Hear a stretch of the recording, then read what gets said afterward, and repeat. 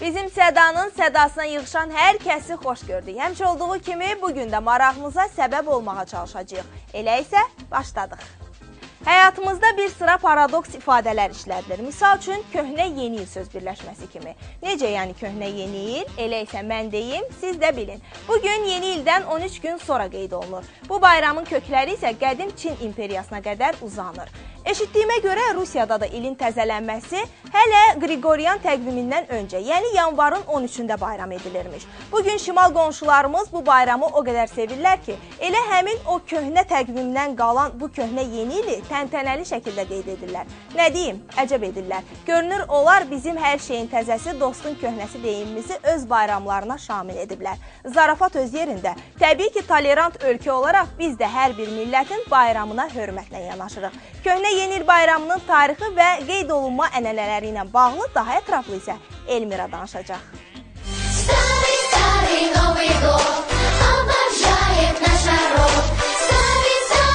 Tarixdə baş verən yeniliyə baxmayaraq köhnə yeni il hələ də qeyd olunur. Yanvarın 13-də qeyd olunan bu bayram daha çox Rusiyada keçirilir. Ölkəmizdə də bu bayramın əlamətləri var. Belə ki, yanvarın 13-də bu bayram qeyd olunduqdan sonra Bakıda yolka ağaclarının sökülməsinə başlanılır. Keçirdiyimiz sorğudan da məlum oldu ki, gənclər bu tarixdə məlumatsız olsalar da, bu bayramla bağlı xatirəsi olan insanlar da var. Bu ənənənin millət, dünya həmişə qoruyub saxlayırdı. Bu hətta balaca uşaq idik, elə o bayramın gəlməsini səbirsizliklə gözlürdük. İlk dəfə də işləyirəm ki, yanvarın 13-ü köhnə yeni il olur. Böyle işləmişim. Yəni ayın biri yeni ildir, 12 artıq köhnə ilə doğru gedirik də.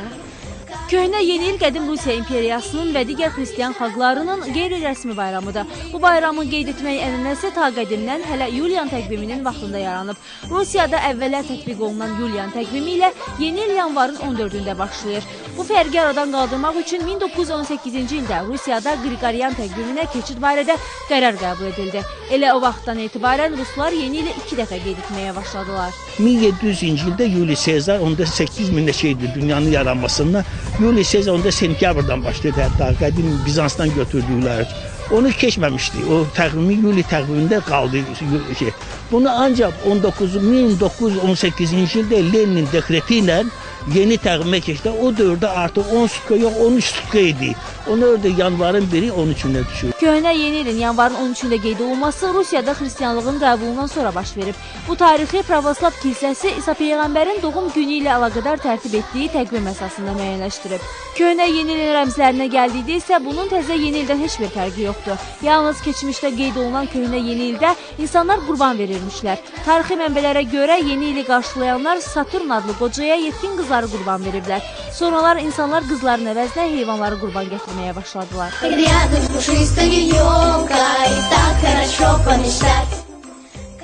İnanclı pravoslavlar üçün bu bayram xüsusi məna daşıyır. Qeyd edək ki, Rusiya ilə yanaşı köhnə yeni il Ukrayna, Belarus, Serbiya, Çernogoriya və İsveçrədə də keçirilir. Köhnə yeni ili həm də yeni ilini lazımi qaydada qeyd edə bilməyən insanlar üçün bir fürsət kimi də dəyərləndirmək olar. Qərb ölkələrində yeni il əhval-ruhiyyəsi yanvarın 13-nə qədər davam edir. Köhnə yeni il qeyd olunduqdan sonra bayram abu-havası yavaş-yavaş geridə qalır.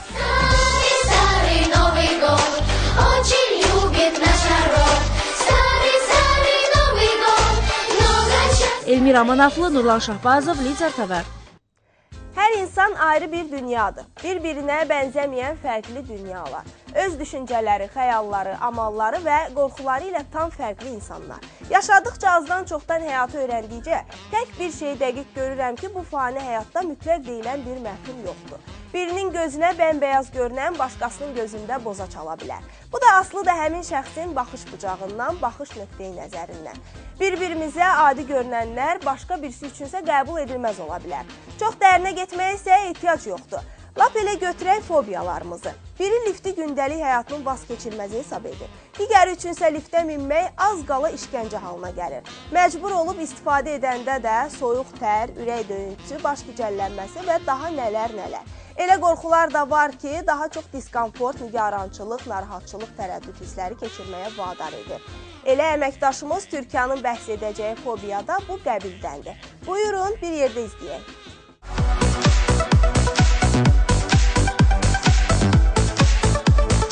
Çoxlu Çoxları üçün gözəl hiss olan hədiyyə almaq və ya vermək bəzilərini təşvişə salıb onların kabusuna çevrilir. Bəli, bugün sizlərə səbəbini özünüzün də bilmədiyiniz darafobiya haqqında danışacağıq. Yəqin bu söz sizlərə tanış deyil. Darafobiya hədiyyə qorxusudur. Bu xəstəlikdən əziyyət çəkən insanlar hədiyyə almaqdan və hədiyyə verməkdən hər zaman çəkinirlər. Yəqin sizlərə də maraqlı gələcək ki, belə əyləncəli, sevindirici məqamdan necə qorxmaq olar? Filan kəs mənə bu dəyərdə hədiyyə alıbsa, mən ona bu dəyərdən artıq hədiyyə almalıyam və ya bu dəyərdə hədiyyə almalıyam deyə belə bir qarışıq müzakirə gedir. Bu da uşaq psixikasına mənfi təsir edir.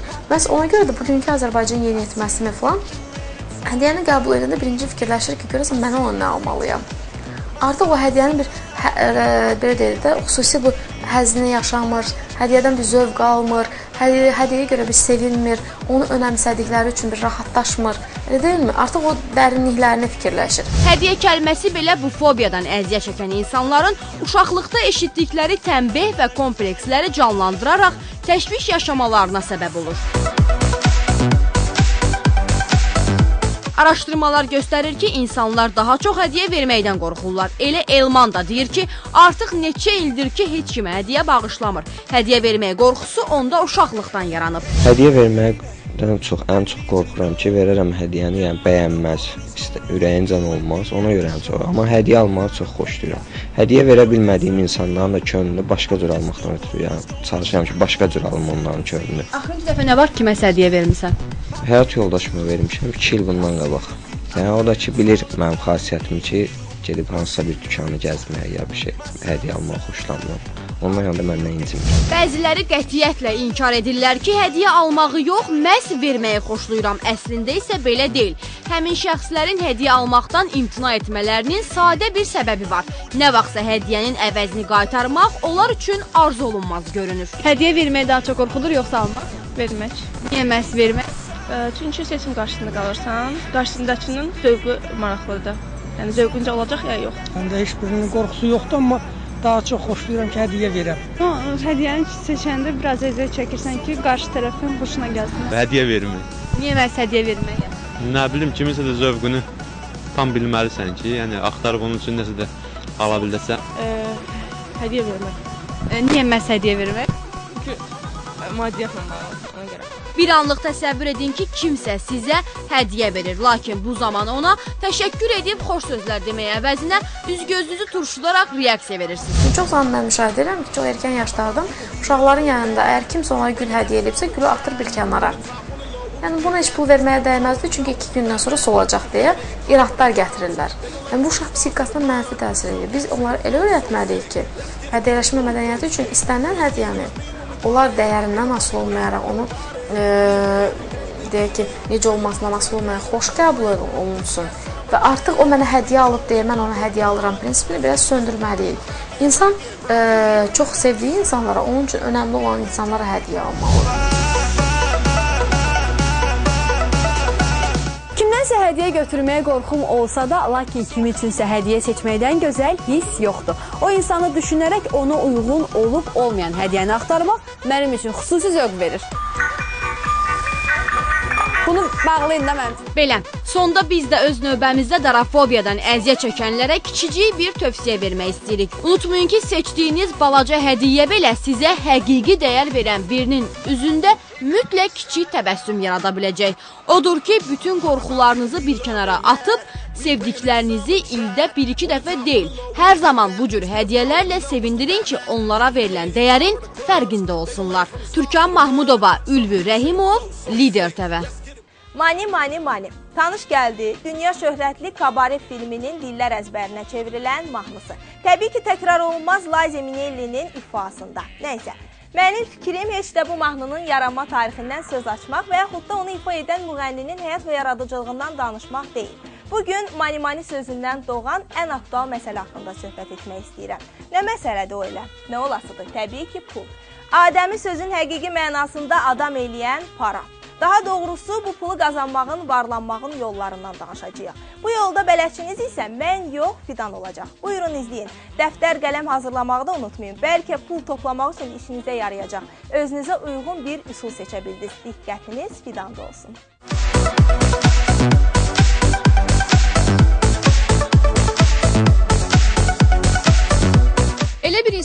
olmaz ki, var dövlətinin başından tökülməsini istəməsin.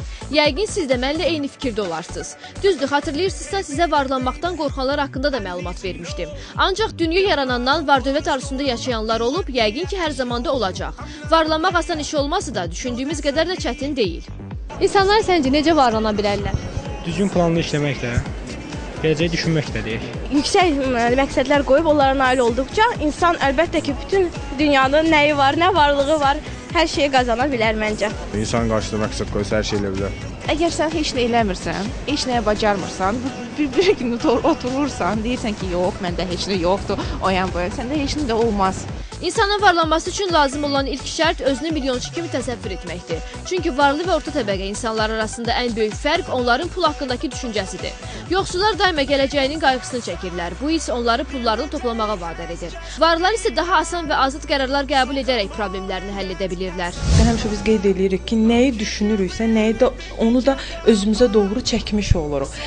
Varlanmağın da yəni belə deyək, kasıbla varlının əsas fərqi ondadır ki, kasıblar ancaq düşdükləri vəziyyəti düşünürlər. Yəni ancaq qarşılaşdıqları problemi düşünürlər. Mən kasıbam, mən heç vaxt pul əldə edə bilməyəcəm. Varlıysa hətta bankrota, yəni bankrota düşdüyü zaman belə varlanmağın yolunu axtarır. O vəziyyətdən çıxmağın yolunu axtarır. İmkansızlar pullarının bitəcəyi qorxusu ilə, varlılar isə yeni pul qazanmaq yollarını axtarmaqla yaşayırlar. Yoxsullar pula duyğusal, varlar məntiqlə yanaşırlar. Bax, bu kimi amillər insanı varlanmaqdan uzaq edir. Süd, çay, düyü, çörək, duz.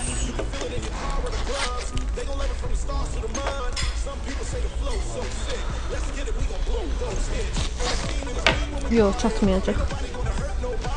Görəsən həyat niyə belədir? Mənim kimi orta təbəqədən olanlar pula qənaət etməyə çalışdığı halda varlar daha çox necə qazanacaqlarını düşünürlər. Orta təbəqə varlanmağın öz əllərində olmadığını və ancaq işləməklə qazanacaqlarını düşünürlər. Varlılar isə gələcəyin insanın öz əlində olduğuna və müxtəlif risklərə getməklə zəngin olacaqlarına inanırlar. Belə bir fikir var ki, yaxşı düşünək yaxşı olsun, pis düşünsək pis olacaq. Eynilə bu proses də bundan ibarətdir. Nə qədər biz pulu düşünsək, pul bizə doğru qaçacaq, bizə qaça-qaça gələcək. Amma fikirləşsək ki, pul gəldi, getdi.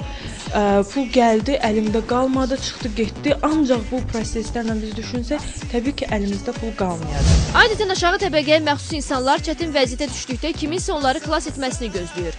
Onlardan fərqli olaraq varlı şəxslər başqasının gəlib onları qurtarmayacağını dərk edir və öz işlərini vaxtında həll etməyə çalışırlar. Yəqin indi deyəcəksiniz ki, əşi pul olmadan da varlılıq olar. Bax, burada pul çox şeydir, ancaq hər şey deyildiyimi əsl yerinə düşər. Bir gün var dövlət quşunun başınıza qonmasını istəyirsinizsə, əvvəlcə özünüzü buna inandırmalısınız. Sonra pul qazanmağın düzgün yollarını öyrənə bilərsiniz. Biz isə sizə hər birinizdə nə az, nə də çox, arzuladığınız qədər var dövlət və şans diləyirik. Fidan Əlheydər, Rəşad Məmmədov, Lider TV. Dadlı yeməyi sevirsiniz? Düzdür, figurama baxıb bunu təxmin etmək mümkün olmasa da mən ləzzətli yeməkdən imtina edənlərdən deyiləm. Əsas da məmulatlarından. Hələ xəmir xörəklərini demirəm. Bəh-bəh, İtalyanlar spagettiləri ilə məşhurdularsa, bizim mətbəximiz də xəmir xörəklərinin çeşidinə görə onlardan geri qalan deyil. İndi sayım sizin də ağzınız virtual da olsa dada gəlsin. Düşbərəmiz var. Gürzə ilə aranız sazdır, təbii ki, yox deyəniniz az olar.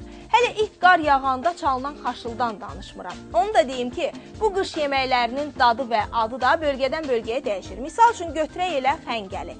İndi deyəcəksiniz ki, burada nə var ki, xəngəl elə xəngəldir də. Xəmiri yayıb dördbucaq şəkildə kəsib atırsan suya, kənara çıxardanda da üstünü qiymə ilə bəzirsən, vurursan cana. Bəh, bax elə bu cür düşünməklə səhvə yol verirsiniz. Çünki nə bişirilmə texnikasını, nə də bu təamın yanında təqdim olunan sousları nəzərə alırsınız. Bu öz yerində. Ağzının dadını bilənlərə isə məsləhət görürəm ki, şimal bölgəsindən gələn bu xəngəli haqda reportaja mütləq baxsınlar. Çünki doğrudan da yeri var. Xəmir xörəkləri milli mətbəximizdə xüsusi yer tutur.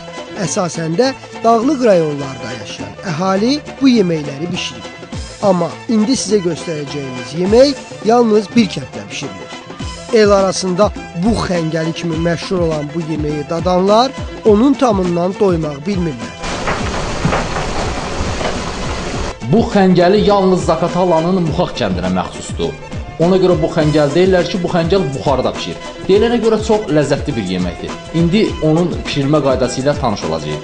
Əvvəlcə xəmir yoğrulur. Eyni zamanda quru ət də qazanda bişir. Çünki qaxac ətin bişməsi biraz çox vaxt tələb edir. Təxminən 2 saata yemək tam hazır olur. Bu xəmir yumuşaq olmalıdır, həm də yaxşı yoğrulmalıdır. Yaxşı yoğrulub, çünki xörək yaxşı çıxsın.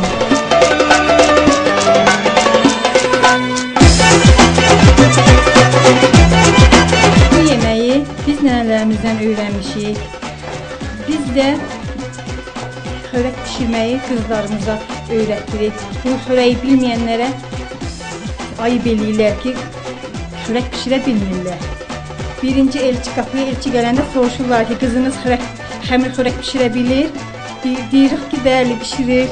Kündələr oxlovla açılır.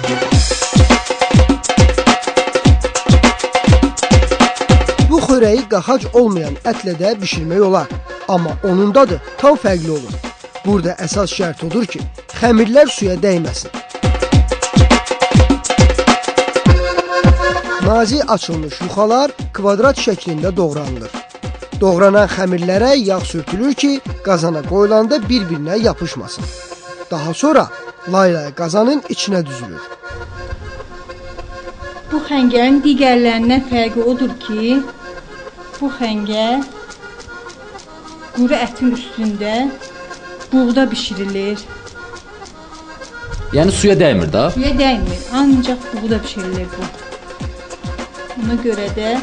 Bəs o ortası niyə boş saxlanılır? Ortası ona görə boş saxlanılır ki, ortasından buğ çıxsın, xəmirin üstünə dursun, xəmir gözəl çıxsın da. Kənd sakinləri də bu yeməyin tarixinin daha qədimə söykəndiyini deyərək, heç yerdə tayı bərabəri olmadığını qeyd edirlər. Dağ xalqlarında qədimdən də bu yeməklər həmişə bişirilir və spesifik yemək olduğu üçün müxatib bişirilir və bir neçə dəfə bu yemək haqqında, yəni qədim tarix kitablarında da var ki, hansı formada bişirilirdi bu və bugünə qədər gəlib çatıb və bugün də burada yaşayan demək insanlar, cəmaət bu yeməyi bişirir. Çox ləzzətli yeməkdir. Uzun yaşamaq istəyiriksə, sağlam mətbəxə sahib olmalıyıq. Əsas da xəmir xörəklərinə üstünlük versək, canımız sağ, qarnımız tox olar. Necə ki, Muxalların qış yeməyi olan buxar xəngəli kimi. Pərviz İmranoğlu, Əhməd Fərruxoğlu, Adil Rəsimoğlu, Lider TV, Zaqatala. Bax belə, sujetləri izlədinizsə, yəqin ki, köhnə yeni ilin tarixindən və varlanmağın yollarından xəbər tuta bildiniz.